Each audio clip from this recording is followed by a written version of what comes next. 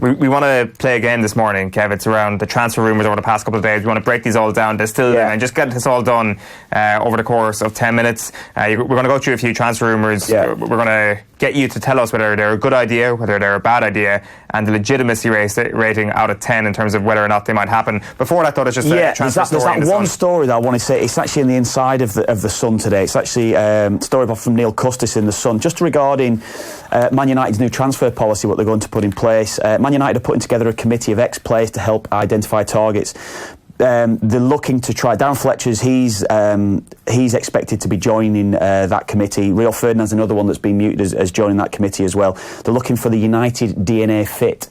That's what they're looking at. It's garbage, isn't it, really? But there you go. So that's an interesting one with United. United's policy has changed so much over the years. They've gone from signing the superstars or the high earners, massive wages, massive transfer fees. Now they're looking at the players that's going to fit into the Manchester United DNA. The DNA, they have the little scientific ladder just to find out whether or not they have that specific science.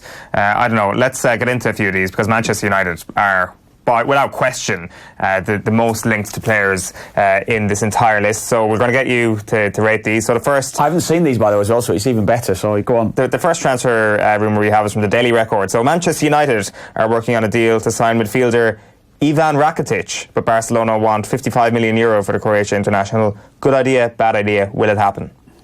I think that's a good idea, but if you're paying 55 million, it's a lot. How old is Rakitic now? Must be 31. 31. It's a massive deal for a player that you're probably going to get 3 years out of, isn't it? But United are in that position. Nathan was on the other week, and Nathan was saying that United should sign João Moutinho. He's 32, but just the experience that he would bring. I think they need someone of that ilk. I think that's a good idea if the price was right. 50 odd million seems a bit too steep for me at his age. Out of 10, how legitimate? I'd say they'd be in for him. How legitimate? I'd say that could be 7 or an 8. I'd say so, yeah, because of the calibre of players that they need to be bringing into that club, yeah. We'll give it a 7.5, split the difference. So Manchester United are to make an opening £25 million bid for Crystal Palace fullback Aaron Wan-Bissaka, but the Eagles want £50 million for the Englishman, says the English. I'd say that's a 10. Evening Standard. Highly likely that will happen. Good idea? Good idea, yeah. Wow, okay. We're off to a great start here, Kev. Yeah. These aren't just rumours, these are obviously definitely going to happen. Manchester United are ready to make a formal offer for Newcastle midfielder Sean Longstaff, sources have told ESPN FC. Yeah, good player. It's still too early in my mind. He's not played enough football, I think, certainly at the top level. But the games that I've seen him play, I saw him play Man City earlier on this season. Very good footballer, technically very good. He's actually Alan Thompson's nephew. Is he? Ex-England, Celtic, Newcastle midfielder, Bolton midfielder. So... no, I'd say it's too early for that one. I'd be giving that a low mark. Bad idea? Legitimacy? Bad idea now. 3 or 4, I'd say. Maybe, 3 or 4. So that's nonsense, ESPN. Manchester United, according to the Daily Mail, will promote Sergio Romero instead of spending big on a new goalkeeper if David De Gea leaves Old Trafford this summer. Well, that wouldn't surprise me. I'd say... So a high legitimacy rating? Yeah, 7. I'd give it a 7. Good idea or bad idea? Wouldn't be the worst idea. He's done well when he's played. You probably judge him when he's probably plays 20, 30 games consecutively, because we've not seen him play that. So that you might be playing this back after he's played 20, 30 games when he's had a shock and he's had a nightmare. You'd be actually questioning my legitimacy. From when I've seen him play for Argentina, he's a good goalkeeper, yeah. This is the big one. We'll see how good your exotic knowledge is of Wunderkins. United are ready to meet Benfica attacking midfielder João Felix's £105 million release clause, although they could face competition from Real Madrid for the 19-year-old Portuguese. Daily Record. Well, given the position that United are in now, I'd say no. But he's a player. He is a hell of a player. So good idea, but low legitimacy rating. Great idea. 10 for idea, but legitimacy now, I'd say 2. 2. Yeah, he's going to a Champions League club, him. It's almost jarring when you say that he's got to go to a Champions League club, and it's like we're talking about Manchester United here. It does kind of feel weird. Antonio Conte will make a move to sign Belgium striker Romelu Lukaku from Manchester United once he is appointed. Sorry, who's signing the Lukaku? Inter Milan. But Antonio Conte is the man linked with him. Yeah. Once he's appointed as manager with Inter, he's going to sign Lukaku. The Times are reporting. Yeah, I could see that. Good idea? Yeah. He wanted to sign him, didn't he? He was his number 1 target when he was at before he went to United. So very good idea. I think he's going to go because he's not been happy, he's not been playing. That'll be highly likely. He's talked about going to Italy as well, 9 or a 10 there, yeah. I could see that happening. Good idea for United to sell? Yeah, I think so. Newcastle, according to The Sun, could be interested in signing 31-year-old Spain midfielder Juan Mata, who is out of contract at Manchester United. Ongoing Barcelona talk, and Manchester United are reported to be trying to keep him. What do you mean, to keep him to United or go? Which one do you want there? Newcastle. Let's go with the Newcastle angle. Should they sign Juan Mata? Newcastle definitely should sign him. It's a great idea. Benitez, we know Benitez got the best out of him at Chelsea as well. It'd be a great idea if Chelsea could get him in.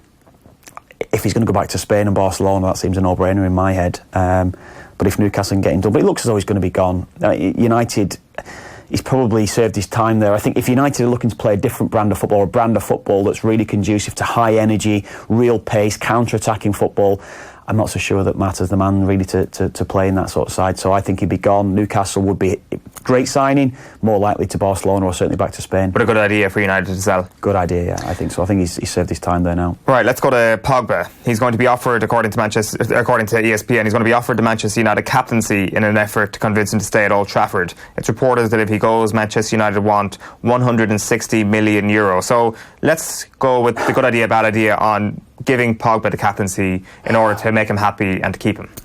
No, I don't think so. The reason what it is, he was vice captain at the start of the season, and then Mourinho said that he wasn't going to be captain again for United.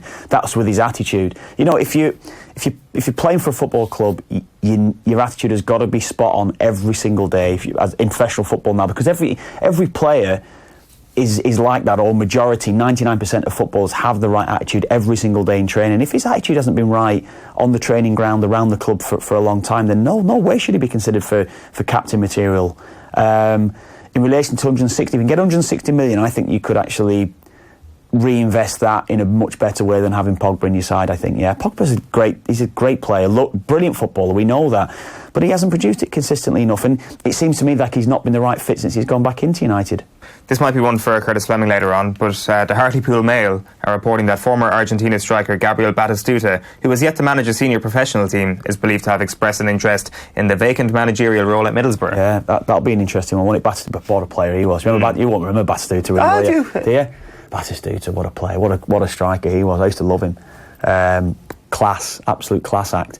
We're seeing this thing now across the world. Players have to cut the teeth in somewhere. He wouldn't necessarily even consider Middlesbrough probably when he's come to the end of his playing career, the level that he was at, thinking if he was going to go down the role of coaching, he'd certainly be considered for a much bigger job than Middlesbrough. But that's where he's at, and it'd certainly be would it be an exotic one? Is that what you're looking at there? Another exotic? You mentioned exotic earlier on. It'd be a massive coup for Middlesbrough if they was getting him in. But considering that Middlesbrough in the last year of the parachute payments, they're having to make dramatic cuts across the club, Middlesbrough at the moment as well. So if that is the case for Middlesbrough, what would it take to get Batistuta in? He wouldn't be coming in cheap, would he? We've got a couple of good ones coming up. This one I'm particularly interested in. Bayern Munich are increasingly confident that they will sign Germany forward Leroy Sane from Manchester City this summer, according to the Mirror. Great signing for Bayern Munich if they were to get him in. Good idea. Great idea for them. I wouldn't let him go if I was City. Simply because he's so different from what they have. Like, I understand Mahrez was playing against Brighton in that last game of the season when he scored. Sides dropped deep against you. He's a better, probably, footballer to actually play in front of defences, Mahrez. Whereas the pace that Sané's got, the penetration that he's going to bring, his ability to run in behind defenders, I wouldn't let him go if I was Man City, no. So the legitimacy rating on this one is? I'd say that's quite high. Because you think he will go? If he could, I think Germany's biggest club, going back home to Germany, yeah, I'd say that's quite high. 8 or 9 for him, yeah, definitely. From the Mirror again, Atletico Madrid and Napoli are interested in signing Tottenham's England international right-back, Kieran Trippier. Oh, that's a good deal. For Trippier? Yeah, great for him, wouldn't it? I mean, he has the technical ability that could certainly cut it in one of the top European leagues, definitely. For him to go in, I don't even know who Napoli's right back is now as well, but that'd be a great signing for him, or a great move for him if he were to go there. So yeah, legitimate rating, would Tottenham let him go? I don't know, I'd be sitting on the fence a little bit on that one, probably a 5 or a 6, simply because it'd be great for him if he was going to go, but I doubt, given the position that Tottenham are in, they can't afford to really let anybody go because there's going to be no real money available to go for the big signings. The last transfer rumour we have, and it's another exotic one, Kev. Wolves are leading the chase to sign £30 million rated Malian striker Moussa Marega from Porto. You would have seen a bit of him in the Champions League. Quite a lot of him. Did he score 6-7 goals a season for? And he caused Liverpool a lot of problems in certainly the first game. Liverpool played the first game at Anfield, didn't they? Went out to Porto for the second leg, and he's a handful. He's a handful. He's not necessarily the best looking of players when he gets behind. If you know, like in terms of aesthetic, when you're watching a footballer, but he's awkward. He's difficult to play against. He's strong, quick. Yeah, I could see that one. Definitely see that one. Yeah, legitimate rating depends again, deal wise, money wise. What would it take? His record this season's actually been quite good. So £30 million looks like a decent enough price. Good deal. Given what the money that goes around for strikers now, that'd be a good deal. That, yeah. Good stuff, Kev. That concludes. There you go. Good idea, bad idea. Yeah, we're going to get much more of that, aren't we? Just one more thing, just in terms of transfer rumours, is the whole Gareth Bale situation. So there was this poll that was done online, and more than 330,000 Real Madrid fans voted in a poll on players' performances in the season gone by, with 92% giving Gareth Bale a fail. They don't like him. No, they don't. What do they do with him? Well, what is his contract worth? He's saying €350,000 a week after tax. After tax, yeah. After tax, yeah. Huge money that he's on. It's a massive problem for Real Madrid, the deal that they've given him. I still think Gareth Bale's class. I'd love to see him back in the Premier League personally, but he sat there on a 3-year contract. I mean, unless Real Madrid pay him big bucks, and I think his agent said that. I mean, his agent was embarrassing when he spoke at the races recently. Did you see that interview that he did? That in my head was everything that's wrong about modern day football, that interview. But it's going to take a massive payoff to get Bale off the books there, and there's a potential for him to move to United, to Tottenham. Talking about going back on loan. I could see that happening. But I love Bale. I think Bale's top class player. It's almost a situation where somebody just has to take half the wages, or even less than half the wages, and just get him out of the club for a time. It's not him taking. It's not. Yeah, exactly. He'll still get paid. Real Madrid are going to have to pay him, but exactly. Real Madrid are going to have to take the hit, where they're still going to be paying him 100. Probably better for squad mentality or squad chemistry, really, isn't it? To get him off the books. We asked you before we came on air what was the craziest summer of your upheaval, and what are you thinking in that in terms of being in a club where there are moving parts everywhere around you? Yeah, looking back, it would have to be Sunderland, because there was a few summers of maybe upheaval. Hull, we had a lot of upheaval at Hull. We got relegated actually there, but I was the back end of my career then. I was still early days of playing Premier League football. We got relegated from the Premier League at Sunderland, and it's just it's the disconnection, I think, from everybody at the club. All of a sudden, everyone's job at the club, not necessarily the players' contracts are protected, but everybody at the club, whether that be the people on the door that's welcoming into the training ground, people even around the football stadium itself, day-to-day, match day, everyone's job is on the line, because there's so many redundancies that's made across a club. So you feel that little bit of pressure from the people that you've really grown to know over a number of years are going to be leaving. They're going to be gone, and I think you take that on board a little bit as well. You take that their lives are responsible for what you do on the pitch. It's not necessarily, people don't necessarily, I think, see that sort of side of it, but that was certainly the case at Sunderland, because we had such a good, tight club around us, not just the playing staff and the coaching staff, it was the staff at the football club. And that was a big thing, I think, that happened there. So there's so much upheaval around the club there. But it happened at Hull as well, where actually, at Hull, I didn't actually have a relegation clause, but I took actually a pay cut when we got relegated from at Hull, yeah. It's interesting looking at this. Like, you're talking about a dozen players at least who went out the transfer window before September of 2003, and then you leave for Everton in September 2003. Done a bit of homework there, good. Is there ever... Well, it's actually Tommy outside who printed all this off. No, we had a lot of leave. I mean, we at the time, obviously... We had, I think Niall had just gone. Niall Quinn had left because he left around Howard Wilkinson time. But we had really good players like Kevin Phillips, Gavin McCann, who was linked with moves away, Thomas Sorensen, Jody Craddock, people who were still interested in other clubs. Myself as well. Obviously, I could have gone to Southampton quite early on that summer. These all leave. All the players you mentioned there are gone. So do you get to September and think to yourself, I got to get out the door here? Does that actually impact your thinking? Well, I was saying to you there, Southampton came in, so Mick McCarthy was in at the club at the time, and we were away pre-season, and Mick came to me and said, look, Southampton have bid, we've accepted a bid for you, you'll be gone. I think Gordon Strachan was manager at Southampton, and for some reason it never happened. I don't really know what happened. I think they might have been too far off on the fee that Sunderland wanted and what Southampton were prepared to pay. So the season starts. So we played the opening games of the season.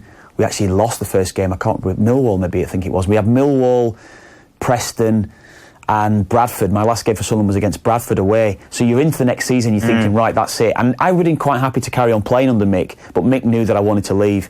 And then Everton came in last minute. They were initially wanting to take me on loan.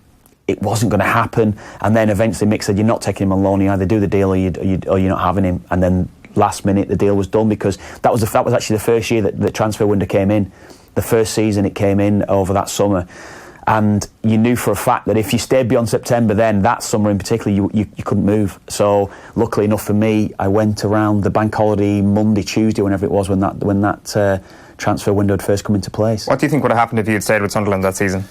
Well, they hit the playoffs that year. I don't know. I'd like to think we'd have got promoted. I'd like to think that would have been the case, that we had a good side still at Sunderland. Mick was a tremendous manager, a brilliant manager, good staff around him.